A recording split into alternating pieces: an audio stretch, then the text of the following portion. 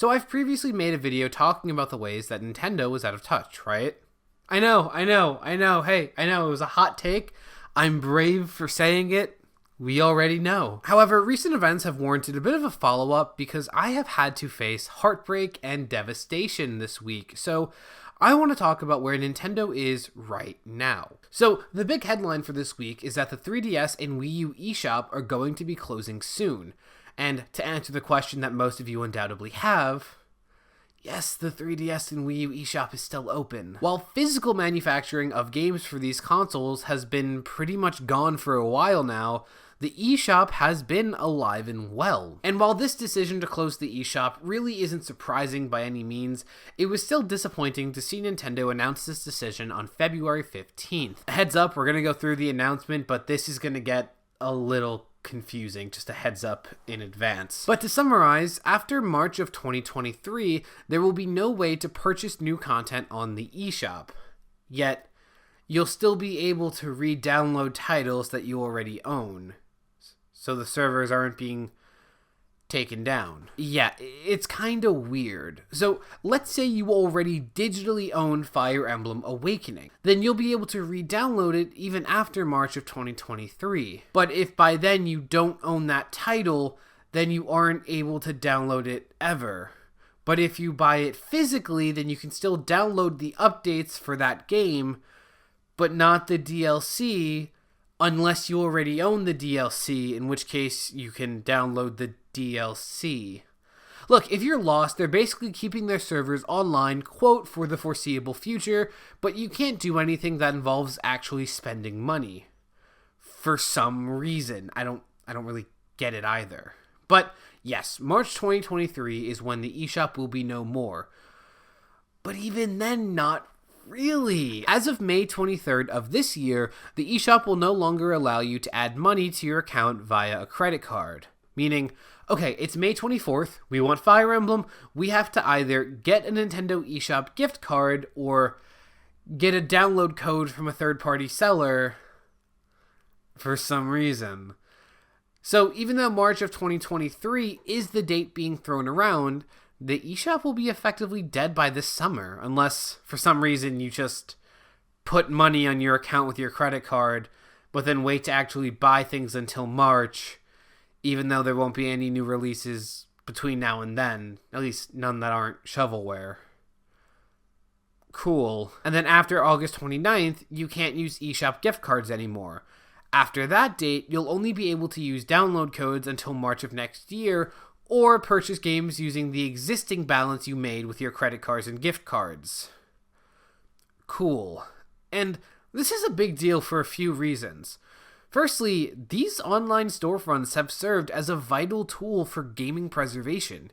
You see, these two consoles alone act as the only ways to purchase and own Wii U, Wii, 3DS, DS, NES, SNES, N64, Game Boy, Game Boy Color, and Game Boy Advance games at a reasonable price. And if you're keeping track, that is every main Nintendo console except for the Virtual Boy and GameCube, which haven't really been re-released at all, and the Switch, which is supported on, well, the Switch. With only a few exceptions here and there, usually in the form of specific Switch remasters, you cannot legally own these games without buying them secondhand and paying for the original hardware, which can be both extremely expensive and extremely vulnerable to fraud. Seriously, unless you are one hell of an enthusiast, you cannot tell if the great deal you found on eBay or that garage sale is authentic. Hell, sometimes you can't even tell without taking apart the game cartridge altogether. And as of now, Nintendo has shown no concern towards this problem whatsoever. In fact, in true Nintendo fashion, it's quite the opposite, because, well, Nintendo initially addressed this concern by saying, "too bad." And the funny thing is, I'm not even joking or exaggerating. For their Q&A section, they asked, and I quote, "Doesn't Nintendo have an obligation to preserve its classic games by continually making them available for purchase?" Good question. I agree.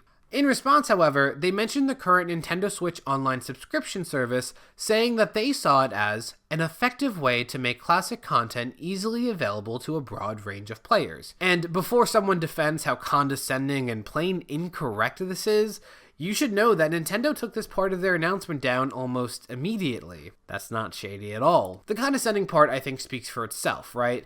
Their wording implied those into game preservation, like myself, aren't already aware of the Nintendo Switch's current ways of helping the cause. But I mean, okay, look, I'll come clean before anyone says it, before anyone calls me out on it. I mean, I'm really just jumping on the bandwagon here. I mean, I really don't care about the 3DS and Wii U libraries at all.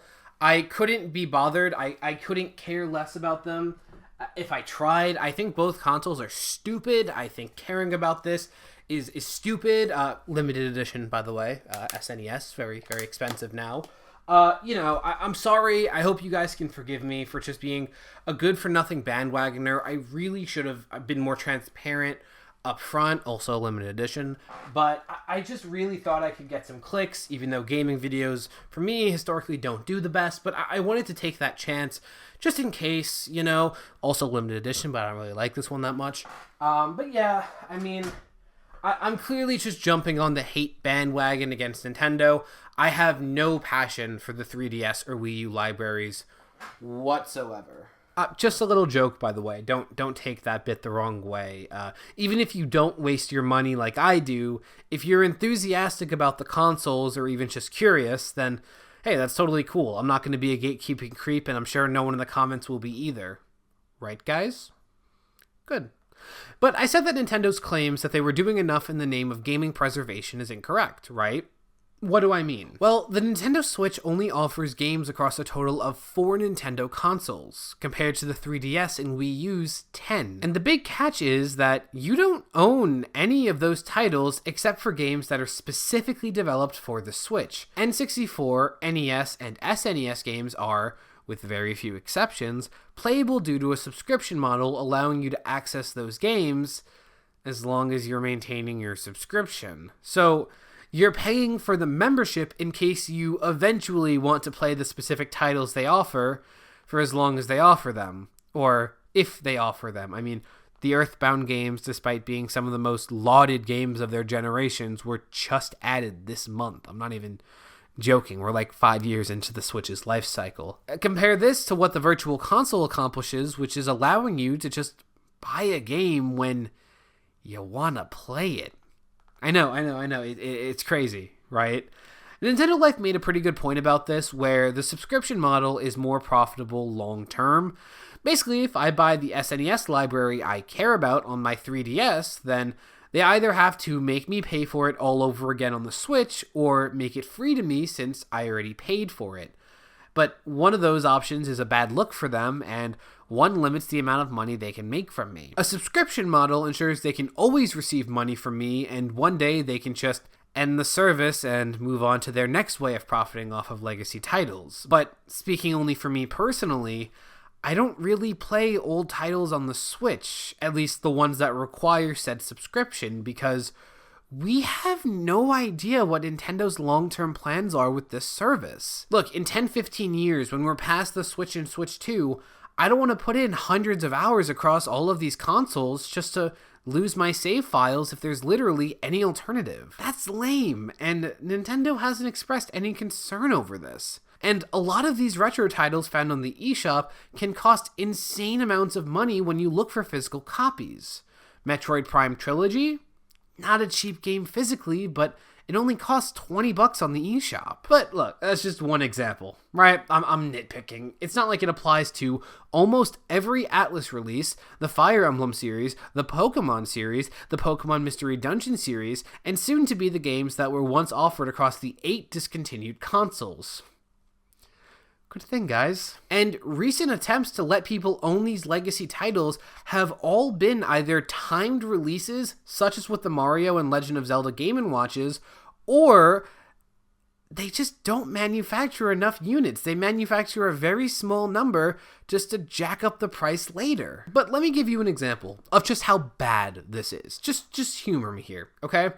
I, like many others, have recently been introduced to the Fire Emblem series, and after playing through 3 titles, one of them twice, and owning several others, I have completely fallen in love with the series, and I'm trying to play through it in its entirety. Okay, so obviously I have to play through the original story of Marth, since, well, it is what launched the series. I can't just miss it, so, it's a good thing they localized it for the first time on the Switch as a timed release that they removed from the Switch eShop.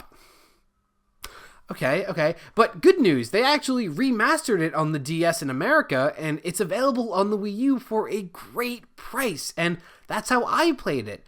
Bottom screen on the gamepad, top screen on the monitor. It was really fun, until it showed its age, and then I just warped Marth to the end of every level to beat it immediately, because Marth was pretty much invincible by the end, but it was still fun to exploit nonetheless. But I'm just glad that generations of game enthusiasts are going to be able to experience this great and historically significant title for generations to come at an affordable price. Damn it. So instead of what, $7? Congratulations, you get to pay $100 for a game that you don't even know that you'll like. But okay, so we're gonna pirate the games now, right? I mean, that is the only way to enjoy them now. I mean, if Nintendo isn't going to make money off of these games, then why would they care, right? Yeah, except Nintendo still cracks down on piracy for games that they haven't made money on since my voice was 3 octaves higher. If you remember November 2020's free Melee movement, Nintendo shut down an online Smash Melee tournament because it required users to utilize a modified pirated version of Melee in order to play online. Keep in mind, this was during some of the worst days of the pandemic, where online tournaments were really the only way to keep the community alive. And yeah, before anyone says it, Nintendo has the right to uphold their copyright, but dude, Smash Melee was released in 2001 for the GameCube, and other than a Player's Choice release, which is basically a second, cheaper production of the title, Melee has never been re-released. There is no way to buy Melee right now in a way that causes Nintendo to see a profit or for less than a full-priced modern release, and the same thing applies to the entirety of the insanely priced GameCube library, except for, Mario Sunshine? Which was a timed release. It's infuriating to me because they have the right to uphold their copyright, but what's the damn point if they're not going to make money off of that game anymore anyway? Why does Nintendo insist that I buy Fire Emblem Radiant Dawn for $150 instead of playing it for free if they don't make any money from the purchase? But hey, for all I know, Nintendo may plan on expanding their subscription service to include all of the missing titles, but one, their trickle release schedule doesn't really suggest they plan on doing that. 2, these efforts would have to include the 3DS and Wii U, which both have hardware quirks that make it really hard to translate to the Switch. And 3, why don't we know about these efforts? So many games are about to become completely inaccessible to budget hobbyists, and in the digital age, that's just not acceptable for any form of art. And that's not even touching upon the fact that there are digital-only games that are about to just disappear unless people emulate them, which Nintendo always gets in the way of. It's artificial scarcity, which is very anti-consumer. And it's funny because I'm really interested in getting a Steam Deck, and one of the main reasons is because I want to use it as an emulation machine. Hypothetically, because that's not quite legal. I want to give Nintendo money so I can play their older titles now that I'm more into gaming, but instead I have to either break the law or give way too much money for Boob Lover 9 on eBay. It sucks that as my enthusiasm for preserving and experiencing this art form increases, the accessibility decreases. So, what do I want? First of all, I don't get the point. I don't know anything about the infrastructure of a service like what Nintendo provides, but if no servers are being taken down right now, including multiplayer servers, what does refusing to allow people to buy titles accomplish? I can download, delete, and re-download Pokemon X 1,000 times a day, but I could never just buy Pokemon Y. That sounds dumb to me. Best case scenario, I would like to see what happened to the Vita happen here. When Sony announced a plan to close the Vita digital marketplace, people pushed back, as countless PSP, Vita, and PS1 games would be lost to time. Sony eventually went ahead and reversed this decision, and Yeah, I'm glad they did, since I do want to buy and use the Visa at some point, and I'm happy to still have a bit of time to do so. I would like that to be done here, at least for the 3DS, since that's next to impossible to preserve on the Switch. And before anyone says it, I know most people don't use the eShop nowadays, but at least for me, I still regularly use them. But if we can't have that, then I'd like to see the Virtual Console continued, even though, yeah, that's not going to happen. If a subscription model is the way of the future, then where are the GameCube games? Where are the vast majority of N64 titles? Or the Game Boy lineup? I don't like that all Nintendo has to say on the topic is, just trust us, when frankly there's no reason to. And it sucks that future game enthusiasts are going to lose so much history, not to mention that there are a ton of digital exclusive games that are going to just disappear with no alternative way to play them. Look, I don't know how feasible this is, but I really do wish there were laws in place to make video games public domain.